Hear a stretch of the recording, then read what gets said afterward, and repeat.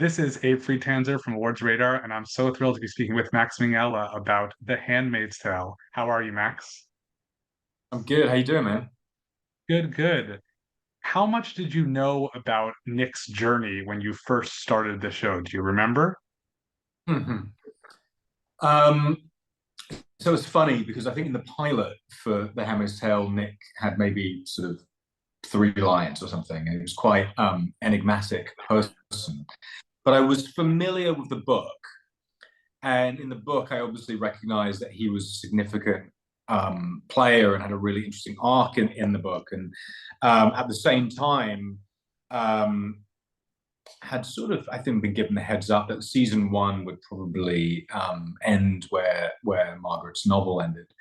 So everything beyond that would be some kind of creation. And there absolutely is a leap of faith, I think, for any actor who takes on a part in television in a series that runs for a while. You don't know what's going to happen. I've enjoyed, I have to tell you, not knowing, and I think that's the privilege of loving this character and also trusting the powers that be. They seem to make decisions that make sense to me and feel honest to at least my understanding of who Nick is. Do you think he really thinks that he can fix everything and create a society that could work, or he's just trying to stay, afloat and alive? Well, I think Lawrence, Commander Lawrence, Bradley Whitford's character, is more of the big thinker in terms of stuff like that, in terms of thinking on a larger scale. I've never seen, this could be my own perception of him. I've never seen Nick as a particularly intellectual person. Um, he's always sort of worked in these quite submissive positions. And we did an episode actually really early on, I think it was in season one, where you get to see sort of a backstory to Nick and how he got involved in all of this. And I found that really like I still draw from that in season five, the memories of how Nick got involved in all of this and how naive he was, I think, about this regime and the implications of it. I always find that kind of thing the most fascinating, although I think it's probably also the most chilling now because when we think that in some ways our society isn't that far, seeing how things are now, like when June had to get her husband's permission to get birth control and other, things back in the early flashbacks, it's fascinating, but also I think for a show that can be pretty terrifying, that might be the scariest part of all. I love all of those. I love all of those moments in the show where we got to see the precipice, like you're describing. I found those really compelling. I don't know if we'll get the opportunity to do that again, but I really find that sort of transition really interesting. There's been so much interesting stuff. You mentioned Bradley, and I have to talk about him just because he's so fantastic. And I think we get to see very few moments of just people being real, and the way that they talk to each other is it's layered in a lot of ways, but also it's very direct because they're not going to hide what they want. They're both going to be honest with each other. Yeah, I think Lawrence and Nick share this sort of pragmatism. Maybe there's some kind of commonality between them, and they've obviously sort of latched onto each other. Also, Bradley and I have transparently become friends outside of the show, and so I do wonder sometimes whether the writers are feeding off that a little bit and sort of recognizing the dynamics and taking advantage of it. But we're still calling Nick Nick. Everyone else, all these other commanders, you say Lawrence, I say Joseph. Is that just an intimacy I think that we have with the character that we call him his first name? That's really interesting, isn't it? Because there's something sort of inherently sort of boyish about Nick. I think it's sort of like there's something about him that feels like you always see sort of feel his inner child, um, and maybe that's incongruous with somebody in an authoritative position. I've also been fascinated by his newfound marriage, which is sort of one of the healthier relationships on this show in a lot of ways, even though I think he's Is in it? love with someone else. You tell me, I mean, that's not saying much for the health of a lot of the other relationships, but I think that they understand each other in a certain way and they know what they need to do to stay alive, even if they're not so much in agreement. Do you disagree? I'm a little less optimistic than you. I mean, I think Nick Blaine seems to be terrible at marriage, as far as I can tell. He's had two swings at it, and one ended very badly, and this one I'm not sure is going particularly well either. He's very fixated on a person, right? Um, he's truly a romantic, I think, in that sense, and it can be probably difficult to invest in something else when you have such strong feelings for someone. And I do think he also makes a very natural target as an asset for Mark, just because he, from the beginning, he's supposed to be an I, but he's actually looking out for June, and that whole dynamic is also very interesting because he knows that he's doing things he shouldn't be doing, but he also knows that he's doing the right thing. So it's just a fascinating arc that I think is since his first, sort of helpful act like that, and we've seen that with him. Yeah, I feel like all these characters are so wonderfully complex and grey. Um, and as you know, a European person, I really love that. I'm much more interested in characters who have that kind of dimension. It's much more interesting for us to play. And I've always seen a kind of mirror with Twelo and Nick. He's sort of Twelo is almost like the Canadian Nick Blaine. They both have to sort of navigate so much like sort of political Machiavellian nonsense, and it's really fun working with him. I was a big Parenthood fan, so it was exciting to get to work with Sam. He's a really wonderful actor. We'll note that you called him Twello instead of Mark, another instance of a male with the last name and not the first name. Just There doesn't you have the go. same No, I intimacy. like this theory. I'm going to think about it more. Yeah. Well, I do want to ask you something that I was thinking about. Both you and OT are obviously not American, but not so obviously because your accents are so good. Is there something, does this show feel like it's so much more relevant for the US than the UK? Great question. No, I mean, I think this subject. I mean, Margaret was so what a premonition. I mean, amazing to have written this in 1985 and had such a sense of things going forward. I mean, all of this is relevant everywhere. We saw all this with Germany and all over the place that we've been seeing some kind of conflict. And no, I don't consider it a uniquely American story. I think it's interesting that there is such an international cast. You mentioned me and OT, but obviously Yvonne's not an American. Joseph Fiennes was a significant part of the show, not an American. Um, and it's like I think it's probably brought something to it to have people from sort of all walks of life involved in telling this story, and the writers and the filmmakers are really generous in terms of letting us collaborate. It doesn't feel like something where we don't have a voice. I feel like everybody, the whole community, is deeply involved in how these characters are shaped and the direction of the show. Even though it's not something that Nick is involved in, I think the immigration spotlight with the Canadian stuff towards the end of season five is also very internationally relevant. Yeah, and of course we shoot the show in Canada, and Canada is such a huge part of the Handmaid's Tale, which is a wonderful overlap because we sort of now we all as actors have a relationship to that part of the world, and it brings, for me anyway, a sort of whole other level to it. I think also for those who are sometimes unhappy with the movement of American politics and the country as a whole, the idea of Canada is really that safe haven. And so the notion We can that, fantasize, yeah. right, the notion that it's not that anymore, I think, is again a little bit, too gritty and realistic. No, absolutely right. There's hope that there's brighter shores somewhere else.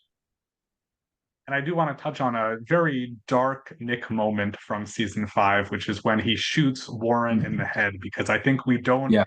we don't really see that kind of thing from him. I also feel like men being just executed so quickly like that, that's a fate reserved for males in this world. The women are forced to endure more and be tortured a lot for years. And so that was just what went into that moment for you. And were you surprised when you read that scene? I wasn't surprised when I read it, and it was interesting actually.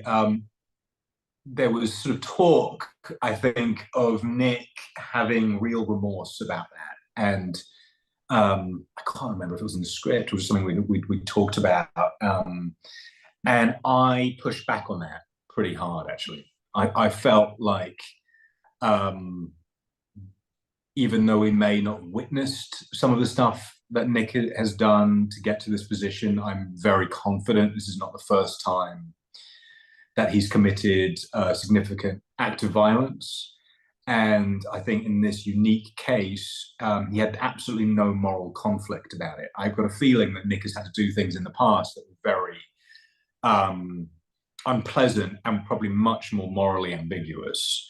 And to me, there was probably a release and something cathartic for him about doing something um, like that without any reservation or kind of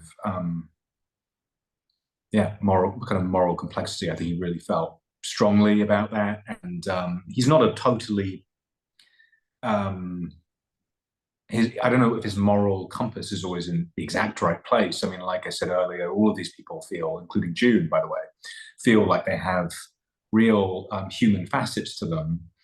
And I think Nick is capable of being cold-blooded. And in that instance, I thought it was a really interesting opportunity to instead of sort of overly demonstrating humanity, but maybe to demonstrate a lack of humanity. Felt sort of more intriguing to me.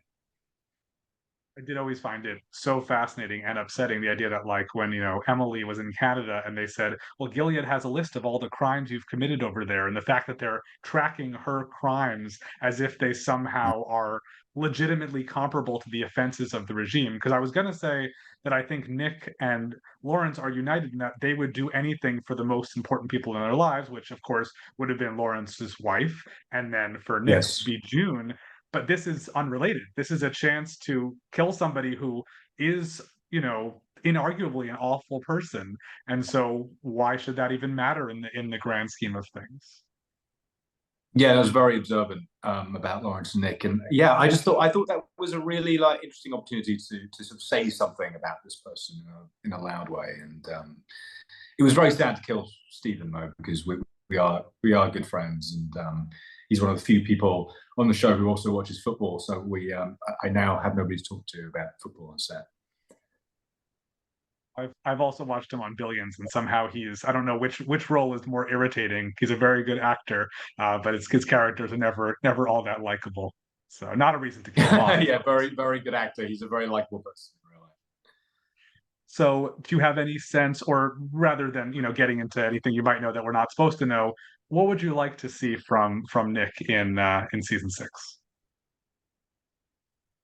I've got a feeling like the other actors sort of talk to the writers and they have a sense of what's going to happen. I never have, so I never know what's going to happen with Nick. Again, that's a sort of just from the trust of doing 5 seasons and always feeling like they've done him right. Um, I don't. I mean, I would say that I love, I do treasure working with Elizabeth Moss. I think we both really enjoy doing those scenes together. Some seasons we get to do more than others, and I hope, given it's our last season, that we'll get to have some really kind of meaningful sequences together. But I have absolutely no idea if that'll happen. I don't even know if we'll be in the same geographic part of the world in season 6. I know nothing about it, and I do enjoy being kept in the dark. I was also pleased to see you at a certain point in this Emmy season in a radically different role, and that was in the film Babylon, playing Irving Thalberg. Yeah, That film is intoxicating and bizarre and just such a trip. But especially your character, it's a very small role, but it's very memorable. What was it like getting to embody this, important figure from film history? Um, listen, I'm incredibly romantic about that film. I mean, I'm absolutely just obsessed with it as a fan, and I think I can say that because I mean, as you said, I'm only a small cog in the machine, so I don't feel weird saying how much I admire it. Um, working with Damien Chazelle was a pretty singular and inspiring experience. I was completely intoxicated by that set and the way he works, and he's unbelievably young guy who has so much conviction and vision. Um, and it was a really exciting thing to do. And I am a real film nerd, and Thorberg is obviously somebody who is massively significant to me. And um, one of the true sort of pinch me moments was getting a phone call asking if I'd come and do that. And the experience was beyond any expectation that I could have had, and the final film was just what a thing to see. And even having been there and read the script and having some sense of what we were making, I was completely blown away by what he and that extraordinary team of people had put together. So I just feel I'll be on my deathbed, telling the nurse that I was in Babylon once. It was a very cool thing to be part of. Also had the privilege to see your directorial debut, Teen Spirit, at South by Southwest a few years ago. I think that is radically different from the roles I associate you with, especially this. Do you have Mm. plans to direct again soon? I do, yeah. I'm hoping to make a movie which Elizabeth Moss is going to be in, with Kate Hudson and Kaya Gerber. It's a very different movie to Teen Spirit, which was such a personal film. It was my first movie. It was incredibly um, almost sort of biographical film, and I'm so proud of it, and I loved making it, but it was also quite heavy an experience. And I sort of came out of that really kind of excited to make something tonally very different. So this film Shell that we're hoping to do is really playful and wild and funny, and sort of exists in a almost antithetical tonal space. Can't wait to hear more about that and season 6 of The Handmaid's Tale. Thank you so much for your time, Max. Bless you.